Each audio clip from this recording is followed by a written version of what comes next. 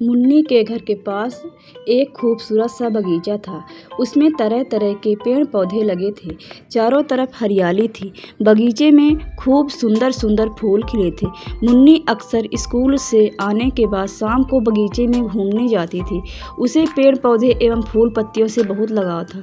उसने अपने घर पर भी बहुत सारे पेड़ पौधे लगा रखे थे। तरह तरह के फूलों से उसका घर सजा रहता था।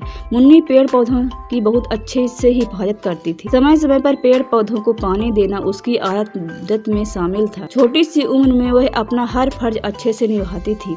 एक दिन की बात है, शाम का वक्त था। मुन्नी बगीचे में टहल रही थी।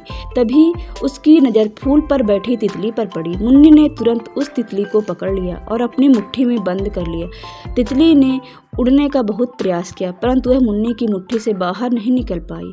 मुन्नी ने तितली को अपने दोनों हाथों में बंद कर लिया और उसे घर ले गई। पर पहुंचते ही मुन्नी तितली को किसी चीज़ में बंद करने का उपाय ढूंढने लगी, पर उसे समझ नहीं आया कि तितली को कैसे बंद करे, कहाँ रखे। तितली बहुत नाजुक थी। कुछ ही देर में मुन्नी ने महसूस किया कि तितली उसकी मुट्ठी में सुरक्षित नहीं है। मुन्नी ने तितली को एक छोटे से कागज के डिब्बे में रखकर डिब्बे के चारों तरफ छोटे छोटे छेद कर दिए ताकि तितली को हवा मिलती रहे। कुछ देर बाद मुन्नी ने कागज के डिब्बे का ढक्कन खोला। तितली बहुत खामोशी से उस डिब्बे में चुपचाप पड़ी थी। ना वह उड़ने का प्रयास कर रही थी, ना ही कोई हलचल कर रही थी।